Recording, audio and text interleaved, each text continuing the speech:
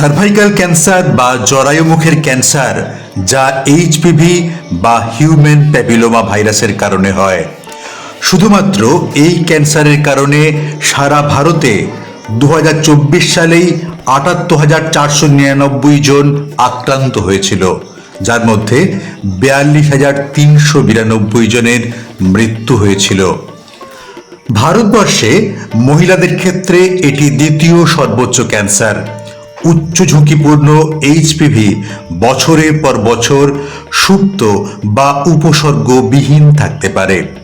দীর্ঘস্থায়ী এবং চিকিৎসাবিহীন উচ্চ ঝুঁকিপূর্ণ সংক্রমণ আক্রমণাত্মক ক্যান্সারে পরিণত হতে সাধারণত 5 থেকে 20 বছর সময় লাগে।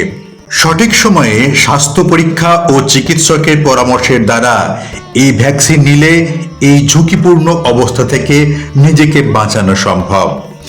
এই ভ্যাকসিন ভারতে 2009 সালে উপলব্ধ হয়। আমাদের রাজ্য পশ্চিমবঙ্গে এই প্রথম সরকারি উদ্যোগ।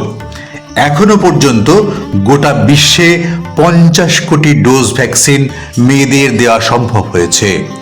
14 বছর বয়সী মেয়েদের সিঙ্গেল ডোজ দেওয়া হবে, যার ফলে আজীবন তারা সুরক্ষা পাবে এবং এটি অত্যন্ত কার্যকরী ও নিরাপদ।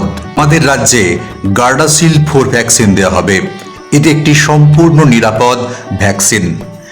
সার্ভাইকাল ক্যান্সার থেকে রক্ষা পেতে ভারত সরকার শুরু করেছে এইচপিভি টিকাকরণ অভিযান। থাকুন, নিকটবর্তী স্বাস্থ্যকেন্দ্রে যান, পরামর্শ নিন, সুস্থ থাকুন। আসুন আজ আমরা সকলে মিলে ঘরে ঘরে বাংলার মেয়েদের সুরক্ষিত করি।